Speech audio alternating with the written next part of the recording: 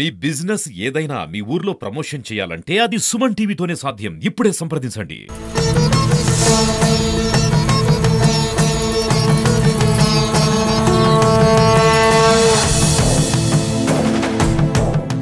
వెయ్యి 8 బిందులతో అభిషేకం చేయట గల కారణం జగన్మోహన్ రెడ్డి రాక్షస పాలనలో రాష్ట్రం మహిళలు అన్ని రంగాలు కూడా అట్టుడిగిపోయాయి. అందులో భాగంగా మేము ఈరోజు మొన్న ఎలక్షన్ టైంలో మహిళలందరం కూడా ఈ గోదావరమ్మ మాతకి అక్కడ చంద్రబాబు నాయుడు గారు, ఇక్కడ మా యువ నాయకులు ఆదిరెడ్డి వాసు గారు అధిక మెజార్టీతో గెలవాలని మా మహిళా శక్తి టీం అందరం కూడా ఈ గోదావరమ్మ మాతను కోరడం జరిగింది. అందుమూలంగా ఈరోజు మొక్కు తీర్చుకుంటున్నాం.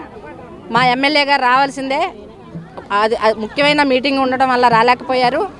కనుక ఈరోజు పరిపాలించే నాయకులు సంపూర్ణ ఆయుర ఆరోగ్యాలుగా ఉండాలని అక్కడ చంద్రబాబు నాయుడు గారు, ఇక్కడ మా ఆదిరెడ్డి వాసుబాబు గారు, ఆనాడు అన్న ఎన్టీ రామారావు గారు సమాజమే దేవాలయం, ప్రజలే దేవుళ్ళు అని మరి అటువంటి పిలుపుని ఈరోజు అక్కడ రాష్ట్రంలో మా నారా చంద్రబాబు నాయుడు గారు, ఇక్కడ రాజమండ్రి నగరం మా ఆలయం ఒక దేవాలయం, రాజమండ్రి ప్రజలు దేవుళ్ళు అనే ఉద్దేశంతో మా ఆదిరెడ్డి వాసుబాబు గారు ప్రతి కార్యక్రమంలో ముందుండి మరి ఎన్నో విజయాలు సాధించారు. మరి 75,000 మెజార్టీ ఇచ్చిన నగర ప్రజలందరికీ మేము కృతజ్ఞత తెలియజేసుకుంటున్నాం.